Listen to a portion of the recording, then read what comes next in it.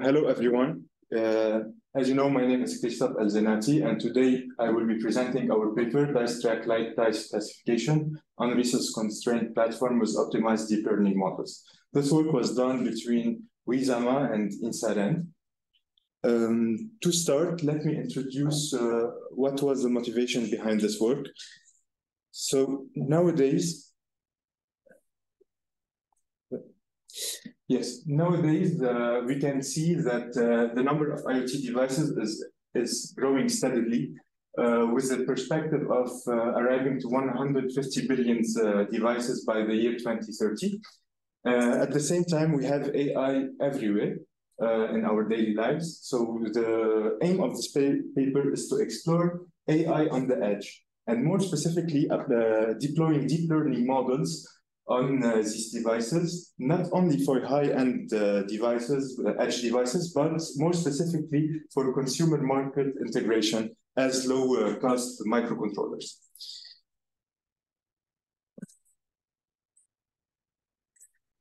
So to do so, we introduced DiceTrack platform. It's a platform, as you can see in the picture, that detects dices in the context of board games.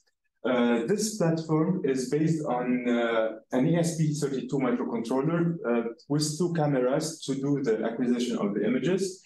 And we have the memory constraint limitation of 4 megabytes of RAM with 520 kilobytes of on-chip memory, which introduced a challenge to deploy deep learning models that are robust and big in terms of and complex in terms of number of parameters on such devices.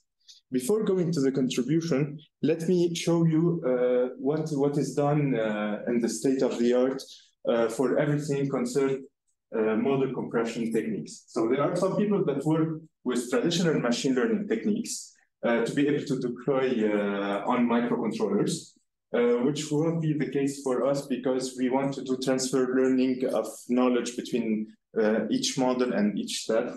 And machine learning techniques, we won't be able to do this transfer. Other people work on handcrafted models to design lightweight models like MobileNet and Exception. These models are designed specifically for lightweight application for mobile and edge devices. Another interesting aspect is to be able to do encoding and decoding for our weights. This is a very good technique, but can introduce latency on the inference side, which will lead to more calculation and more energy consumption. One way people are doing now lately with approximately every application is quantizing our weights. So to be able to convert our floating point weights into 8 bits integer, for example. And there is more extreme quantization method, which is binarization also. We have pruning, knowledge distillation, and neural architecture search. These 3 methods are proven well to compress models.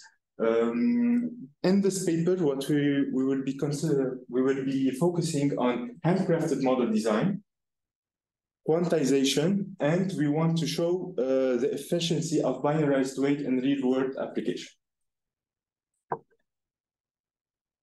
So let's go to the contributions. For our contribution, first of all, we approach an optimized way to quantize MobileNet V2, a lightweight model, an off-the-shelf lightweight model. And we propose 2 novel ultra-lightweight models, separable convolution layer with quantization, SCLQNet, and binarized neural network, BNNet. And finally, we introduce our own dataset, DiceVision, to be able to train for our specific application.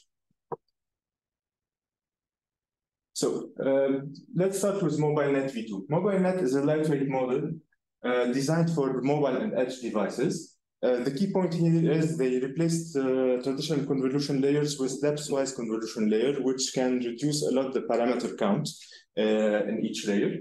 This model is still the size of approximately 9 megabytes of weights that are represented in floating points. So what we did is we proposed a way to quantize this architecture. We have 2 ways to do it. First, either we do post-training quantization and convert our weight to 8 bits without retraining the model. The second approach is to do quantization aware training we will take into consideration our quantization error during the training, so we need to retrain our model. Also, we explored sub-8 bits quantization.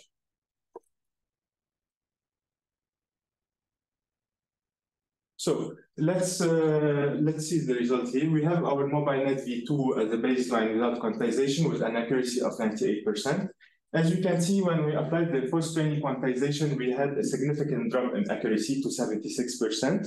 That's why we applied the quantization-aware training technique to be able to adapt this error in our training. And we can see that the results are better than the P2Q. But the question is here that we had a model size of 2.59 megabytes. Since we have a platform which contains 4 megabytes, to store only to take for the model 2.59 megabytes, it's a lot. That's why we try to explore sub-8-bit quantization. To do so, we quantized our weights to 4-bit and 2 bits. We can see that for 4 bits, we still have results more than 90% accuracy with a significant reduction in model size. For N2, we achieved 72% accuracy, which is not acceptable for our application, but we have a model size of 600 kilobytes. So for the next step, we prioritize in this paper the on-chip memory deployment. We don't want to use encoding decoding technique. So we will be taking as our baseline for inference the MobileNet v2 int8 quantized, since we have better result and since we can deploy it without using encoding decoding techniques. And now let's go to our main contribution with the models that we proposed. We start first of all with separable convolution layer with quantization network. This model, we took some critical design points to be able to build such a network. First, we applied separable convolution layer to reduce parameter count. Another important aspect is how we chose carefully the range of our filters to be able to capture low dimension features in the image and high dimension features in an image. Another very important aspect is the kernel size. So we set the maximum kernel size to be 3 by 3. This will limit the memory increase of a factor of 10 maximum compared to if we took kernels with 5 by 5 or 7 by 7 that can increase to up to 25, 49 of memory. And finally, one important step we did, we replaced the traditional flattened layer with a global average pooling layer.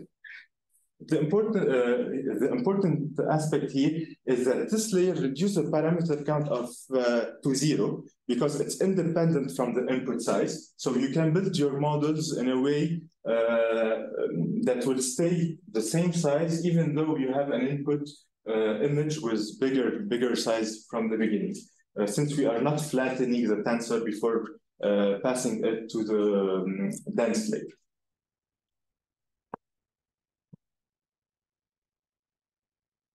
Okay, for our next model, Binarized neural network BNNet, same approaches we did for the filter, kernel size, and global average pooling. The main difference here is since we are using binarized weight, separable convolution layer are really sensitive for such type of quantization. So we replace them with traditional convolution layer, meaning that we will have more parameters in this model, but we will be able to converge and have good results while training with binarized weight. And another crucial important step is to apply straight-through estimation technique. Since we have binarized weight, our gradient and our backward pass will be uniformly zero, which means we could not apply our backward pass. For that reason, we applied straight-through estimation to estimate our gradient, and in this way, the model can learn and converge to the results we want. Finally, we introduced DiceVision dataset. This dataset was acquired using our DiceTrack platform with image size of 112 by 112. We collected 1,510 images. And these are RGB images, and we applied the annotation using the open source tool Label Studio. So let's discuss a little bit the results. Before discussing them, I will show you our experimental setup. For the training details, an important aspect was to use a large open source library to be able to train the binarized network. We applied data augmentation for both models. For configuration, our binarized network, we have activation and weights binarized. And for SCLQNet, we have weights and activation quantized to 8 bits. We tested on different platforms. Our main one was ESP32. Secondly, we tested on Raspberry Pi 4, since the library we are using, Lark, is optimized only for ARM-based architecture. That's why we tested on our Raspberry Pi 4 to show the potential of binarized neural network in real-world scenarios. And finally, we tested on the CPU. Our baselines for the next slide will be the MobileNet V2 floating point for the accuracy and the MobileNet V2 quantized for the model size.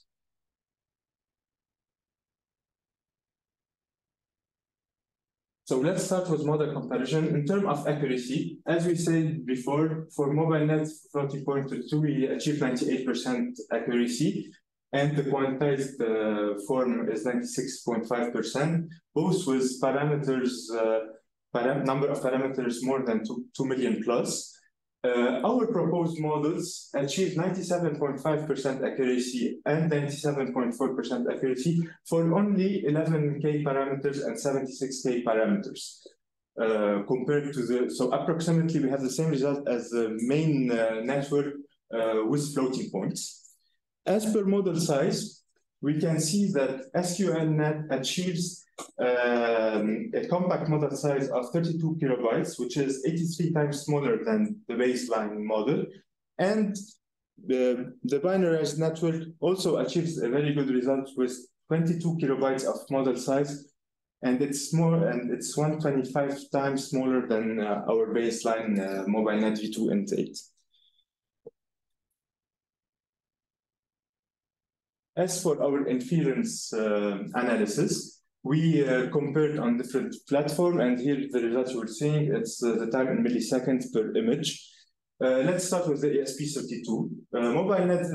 MobileNet achieves 3,293 milliseconds for an image.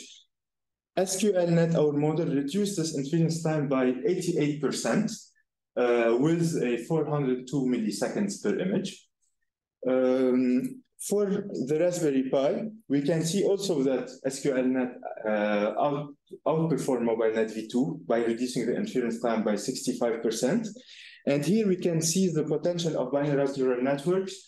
We have a reduction of inference by 83% from the baseline, and it's also 52% faster than our proposed SCLQNet, even though this network contains more parameters.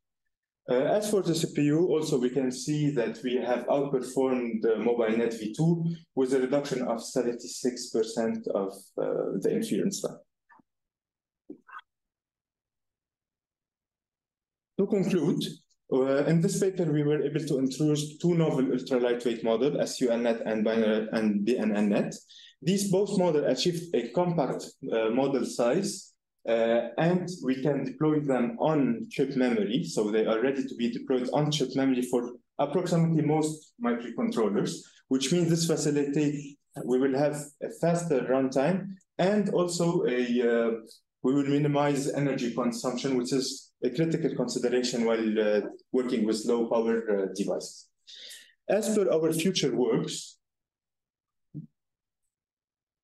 we will be working on extending binarized application beyond ARM-based platform. So what we are working on is to create our own library to optimize these operations, not only on ARM-based, and in this way we can extend the use of binarized neural network where we saw a great potential. And thank you for your time. If you have any question, don't hesitate to ask.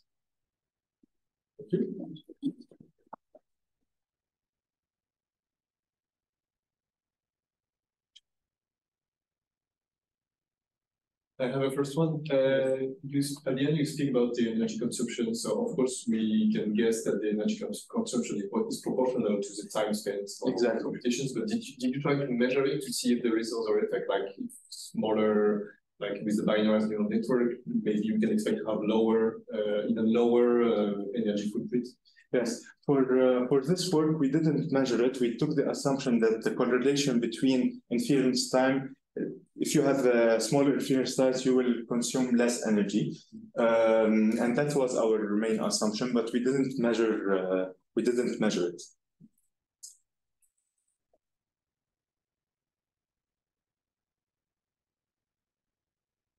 I have a question. Yes. So when you showed the comparison, I guess all the models were trained on the same database of the DICE? Yes, exactly. And did you try to make the same comparison on other database?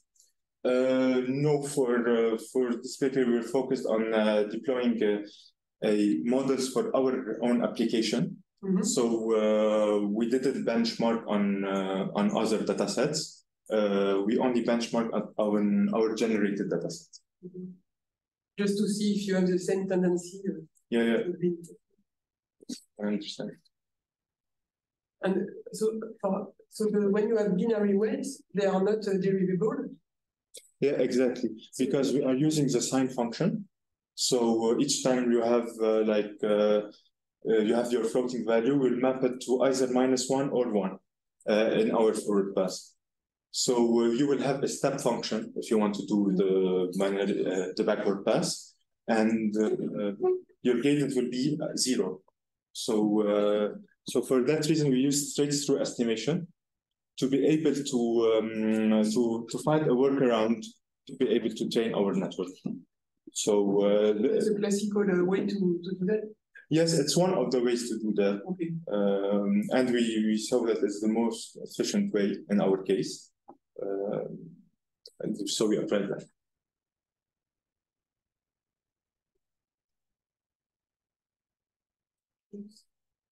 Online, if you have questions, you can just open your microphone and ask your question. Otherwise, I have another one. Yes. Do you know what is the processing capabilities of the SP32? It's a very small microcontrollers, and I mean, do you have a budget of how much time you can spend on the computations, and could you maybe predict the time it takes to run some kind of any CNN on the chip before deploying it, or are you only measuring it after deployment?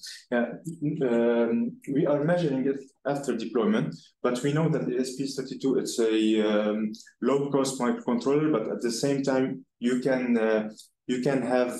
have 2 cores on it also. Okay. So you would be able to imagine scenarios where, as you said, you can on 1 core you can do some encoding or decoding, and the other to the inference time.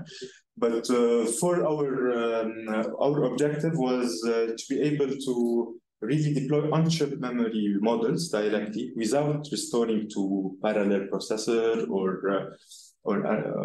or encoding decoding techniques. So that's why we focused on having designed really models that we can deploy them on the SRAM memory we have a memory of 512 kilobytes for the SP32. So we wanted to be in this limitation. Okay.